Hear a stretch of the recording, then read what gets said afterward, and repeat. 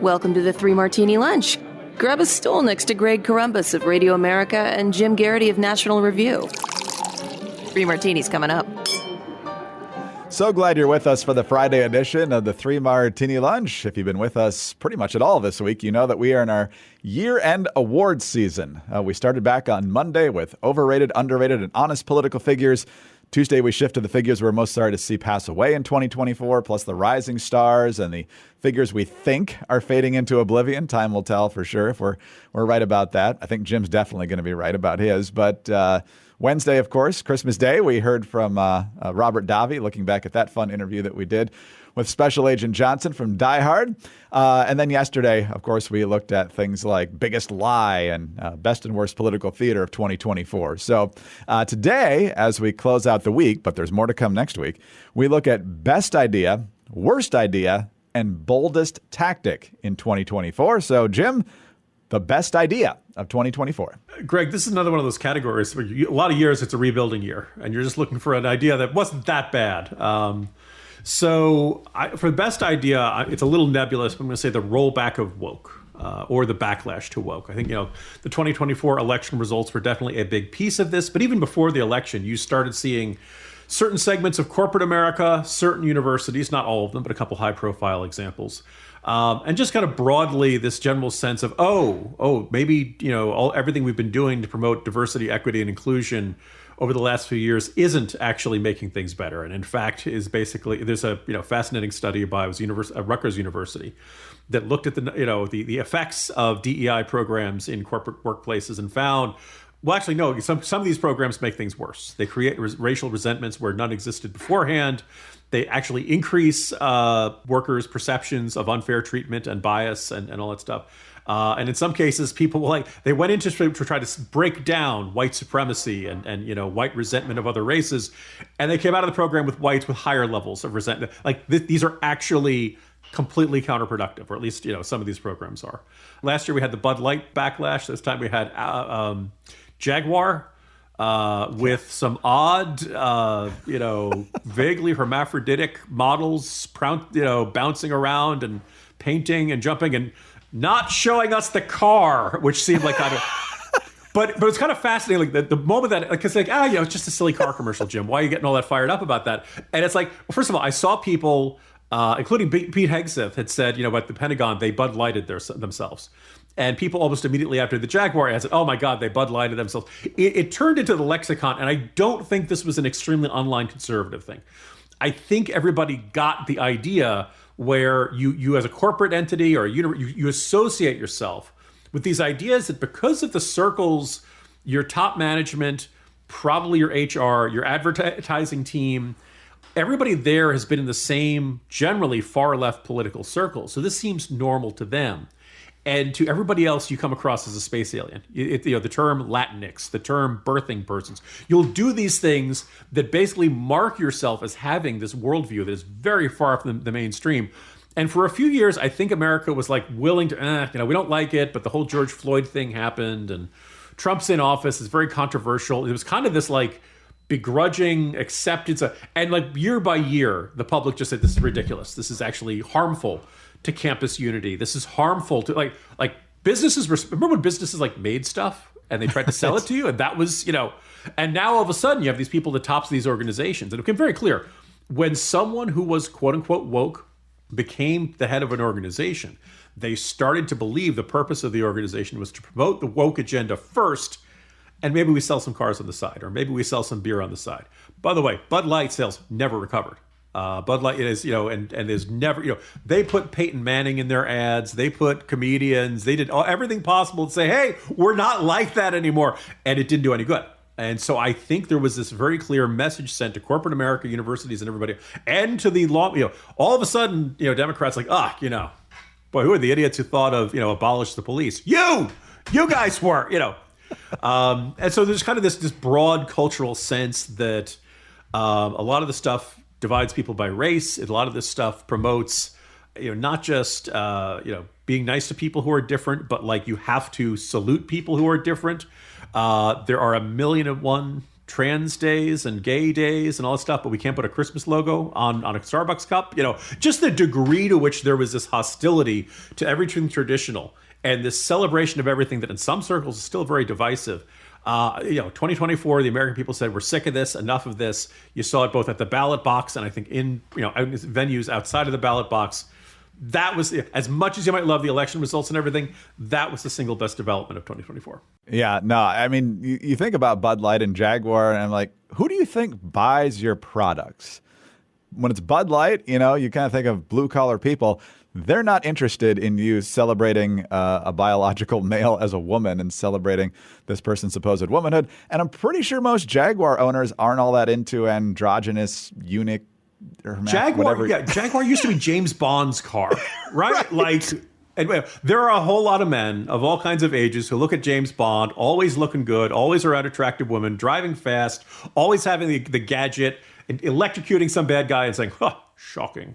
And we're having this, that's the life we want, right? That, not this, I could be a vaguely hermaphroditic model doing a dance around on this moonscape, stepping out of a neon yellow, And this is the thing. I think people who are really diehard adherents to this, no pun intended, don't they don't realize how much everybody else is not an adherent to it. And I think it just became a sense of I can find a luxury car that isn't going to sell me this. I can find a light beer that isn't going to sell this to me. And lo and behold, Modelo and everything else tastes pretty good. Absolutely. I will have more to say about this general topic in one of the other categories today, so I'll leave the rest for that. But in terms of best idea, Jim, I go back to July of this year, and in reality, at least a couple months before that. Tehran, Iran. Ismail Haniyeh checks into his special guest house there, and it seems like he's been given, the 5-star treatment, guest of honor type thing. He's mostly been hanging out in Qatar ever since 10/7. Coward that he is. And then all of a sudden, just when he thought he was in the lap of luxury there, kaboom! He's dead because of an explosion from a bomb that was planted in the guest house, allegedly months earlier, either by Mossad agents or people working in conjunction with Mossad agents, and was remotely detonated allegedly by Mossad agents inside Iran. Officially, Israel's not claiming that they carried that out, in contrast to all the ones they took credit for in Lebanon and in Gaza. But in terms of ingeniousness and execution, I mean, it was a really good year for Israeli intelligence, but a lot of nominees in this category. Yeah, Yes. When the beeper comes in second, that's a sign that. Yes. Again, a bumper crop of options just from the Israeli government this year. But I thought that one, given the target, given the brazenness on Iranian soil, got to be right up there for best idea of the year.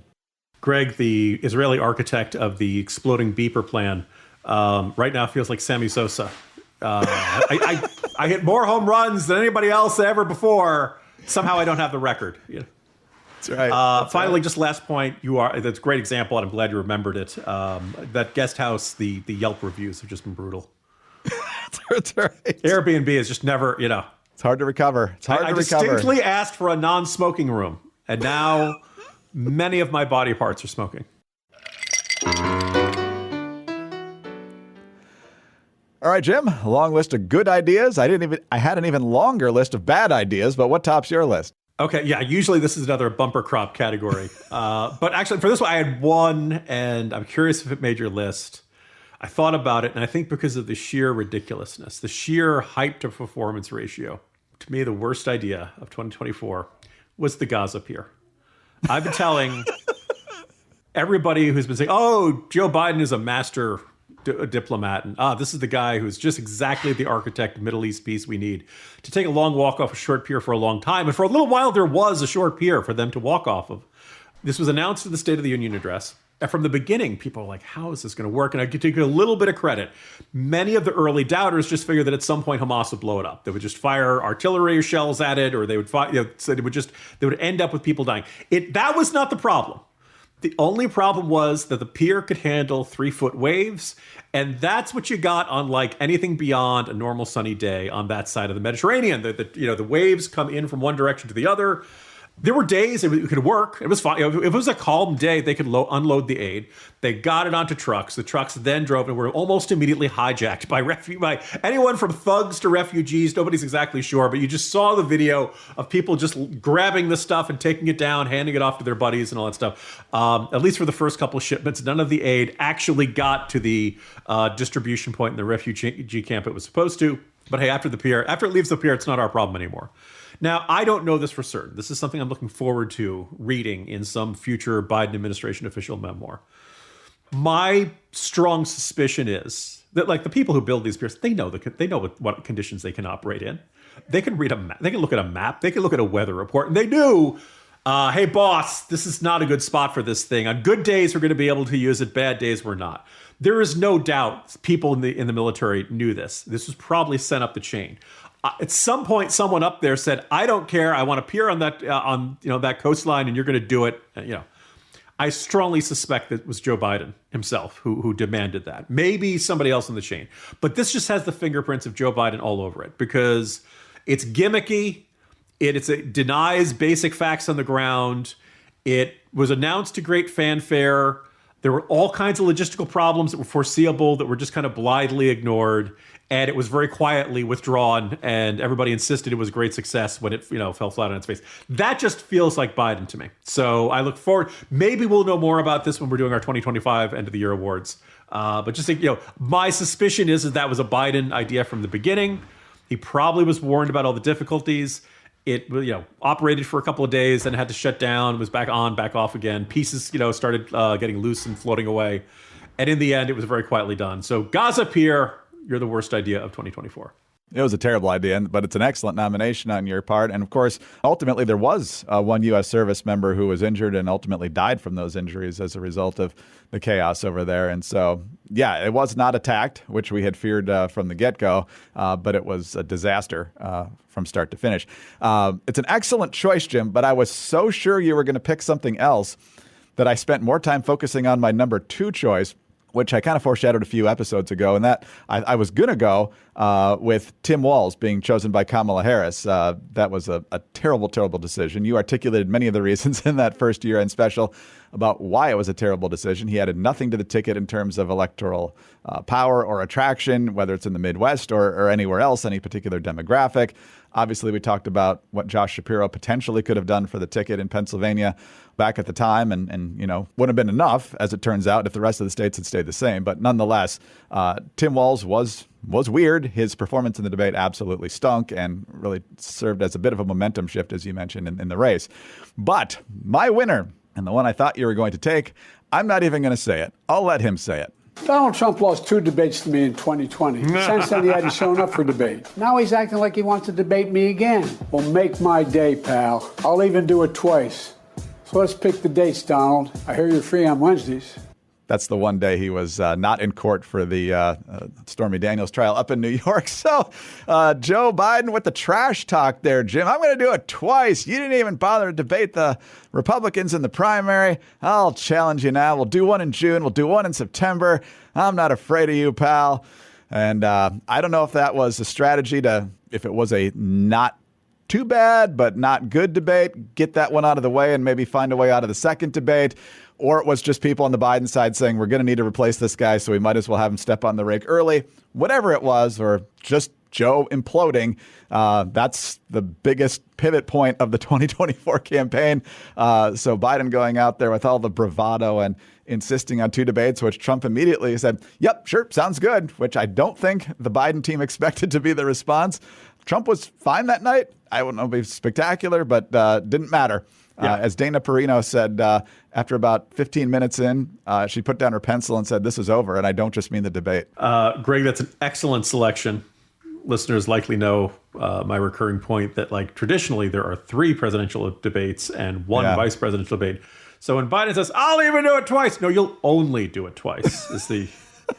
But yeah, like the sheer confidence. Also, wasn't there something where he talked about some energy drink he'd had before the debate or something that was going to, that was one of his last tweets before the debate, and when he went out there and did terrible. Also, that was an interesting measuring stick of how much at least Biden himself, if not the people around him, the idea that, like, there were nervousness in the top Biden staffers and like, well, let's do this early so we're not dealing with this in September, October. Whether Biden realizes the conditions he's in. And a lot of people who are suffering from age-related issues aren't there, or they're stubborn, that they're in denial. They don't like acknowledging that they can't think as fast as they used to. They can't, all kinds of physical things they don't. The energy level's not what it used to be. I'd forgotten about that statement, Greg, and I want to thank you for bringing it back to my attention because, man, what a moment of this past year. He had a cold, Jim. That's all it was. That's right. It was just a cold and jet lag from a trip 2 weeks earlier. Fascinating part about that was, it was deep fakes that showed Joe Biden not doing well mentally at that LA fundraiser and other times. But then immediately after the debate, every Democrat talking head, normally, if they were continuing, the narrative was, well, yeah, it's a bad night, but, overall, Joe's fine. No. It was everybody's pulling the alarm. We're going to DEFCON 1. It's just, he's got to go. Great. I suppose if I want to put, I didn't have an honorable mention for this category, but maybe the First Lady Jill Biden's statement. Joe, you did so good. You answered all the questions. In the tone you say to your toddler when they have success during an early stage of potty training, where they kept it in the bowl most of the time. That's exactly right. Really? That insistence of how great things had gone. Very kindergarten teacher-esque. Other things I would say were bad ideas would be Bob Casey's post-election challenges, Arizona Republicans nominating Kari Lake, and Kamala Harris's only original idea for the campaign being communistic price control. So none of those were particularly good ideas in 2024.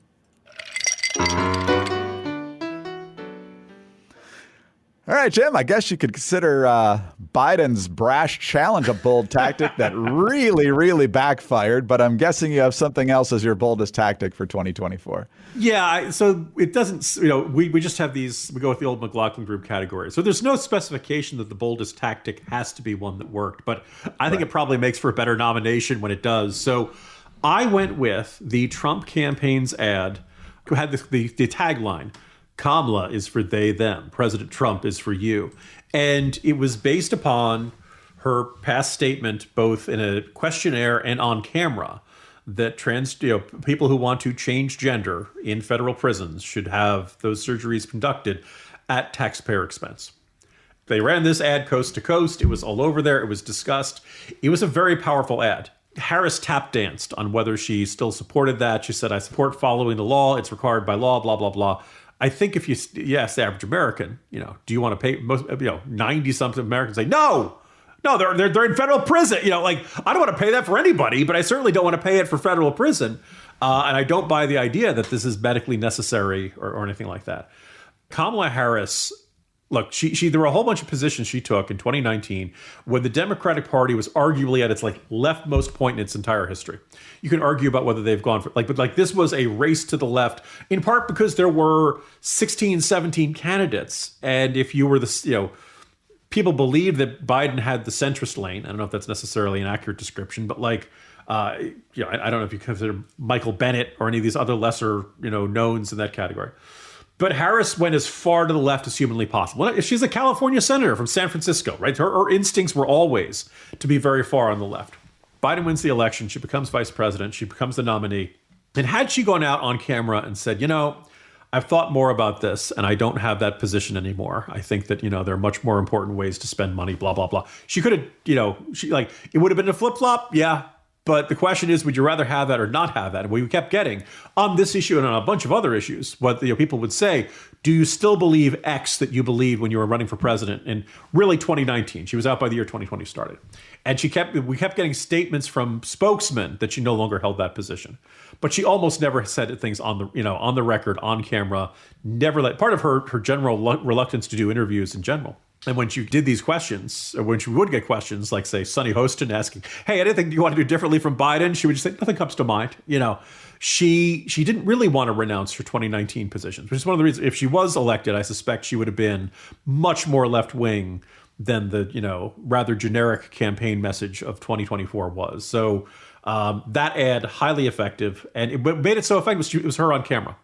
A lot of time, there was they're smearing her. No, they're not smearing her. This is her. This is what she said. And if she doesn't believe it, she should come out. And if she doesn't believe it anymore, she should come out and say it on camera, and she should explain why. And she never did. So I think a lot of Americans came to the conclusion that's really who she is, and what we're getting now is just a stage. Whatever it is, she's hiding something from us. And I think that was a big factor in the 2024 election. Exactly right. I think she wanted that extended to illegals in detention as well. Yeah. So, I mean, it was just beyond the pale. You couldn't get much more radical. Think about how many Americans are like, okay, I'm going to vote. I'm going to pay for the gender change surgeries of federal prisoners, but only the U.S. citizens. Once you're asking me to do it for illegal immigrants, now you're going too far, Yeah. So my choice in here, and as I said earlier, going to kind of stay on the topic you were on in your first and that one as well. I think two that should be mentioned, though, that I could have gone with, but I feel like we've dissected the big change for the Democratic Party in the summertime. You could say that the push to get rid of Joe Biden after the debate was a bold tactic that obviously backfired. You could say Biden endorsing Harris and catching Pelosi and Schumer and Obama and everybody flat-footed was a bold tactic. But one that didn't get a lot of attention, I think deserves highlighting, is kind of along the lines of what you talked about in the woke Martini on the best idea, and that's the female volleyball players in the Mountain West Conference. San Jose State had a player by the name of Blair Fleming, a biological male who was playing on the women's volleyball team, and there was tremendous concern among the women playing for these other schools that was an unfair advantage, that their safety could be at risk. And so I believe it was Boise State initially that boycotted a match with San Jose State as a result of that. You take the loss as a result of a forfeit, of course. And then ultimately, they were not the only ones. Southern Utah did it. Wyoming did it. Utah State did it. Nevada did it, which led to a controversy back in October. And then you had the Mountain West Conference tournament, which if you win that tournament, you go to the larger NCAA tournament, unless you had a really, really good regular season, and you might get in there anyway. And so Boise State in the semifinal, after winning in the quarterfinals, in the semifinal, boycotted against San Jose State over this very same principle. They gave up the chance to play for a shot at the NCAA tournament because of their conviction on this and standing up for the rights of women in sports, since obviously nobody on the left's going to do it. Ultimately, San Jose State obviously advanced to the conference finals. They lost. They didn't go to the national tournament. But as a result of this, I think largely because people finally stood up, willing to take on sacrifice of their own, you've got some reactions now. Washington State now has an athletic policy that is creating a separate category for transgender sports, which I doubt many people are going to play as a result of that. But nonetheless, it protects women's sports. Also, the USGA and I believe the LPGA now say it's only biological women unless you transition before puberty, which I'm guessing is most people would not fit into that category. And I'd still prefer it to be biological from the moment of conception. But nonetheless, Jim, this was an issue where the feminists just disappeared. Very few of them stood up, with the exception of like Martina Navratilova and a couple others along those lines, and a couple of ESPN personalities or former personalities like Sage Steele and Sam Ponder and that sort of thing. But ultimately, the fact that these ladies sacrificed goals, lifelong dreams in some cases, of perhaps playing in the national tournament in order to make this point and making progress as a result. Bold tactic. First of all, excellent selection. And that suggestion of creating a third category, I've always liked that, because there's a lot of arguments from these athletes who have changed genders who say, I just want to compete. I just want a chance to play like everybody else. Okay, you're going to compete against people who are in the same state as you are. And by the way, if you're the champion in that, good for you. You are a genuine champion who you have competed against people who are in the same biological circumstances as you are. You've competed with no unfair biological, biochemical, hormonal advantage, and you earned it. It would really separate out the people who really mean what they're saying and those who have this unspoken silent part of, I just want to compete, and the unspoken part is against women. Which is, I think, for some people, a very... I just want to compete in circumstances where I have an enormous biological physical advantage. And this would force them to say that quiet part out loud. So I would wholeheartedly support a third category, kind of calling the bluff, but also, you know what, maybe the day will come where we have 3 different categories for sports, all with their own fan bases, all with their own competitors, and everybody lives happily ever after. There you go. Best idea, worst idea, boldest tactics for 2024. When we come back on Monday, we will be taking a look at the media, most overreported, underreported stories, and all sorts of craziness, which we always get in election year from the mainstream media. And then after that, we'll have on New Year's Eve, we'll have our person of the year and our turncoat of the year. And then on New Year's Day, our predictions for 2025. So have a great weekend. Jim, happy weekend to you, and I'll see you on Monday. See you Monday, Greg. Jim Garrity, National Review. I'm Greg Corombos of Radio America. Thanks so much for being with us today. Do subscribe to the podcast if you don't already, and tell your friends about us as well. Thanks for your 5-star ratings and your kind reviews. Please keep those coming. Get us on your home devices. All you have to say is play Three Martini Lunch podcast. Follow us both on X. He's at Jim Garrity. I'm at Dateline_DC. Have a terrific weekend and join us again on Monday for the next Three Martini Lunch.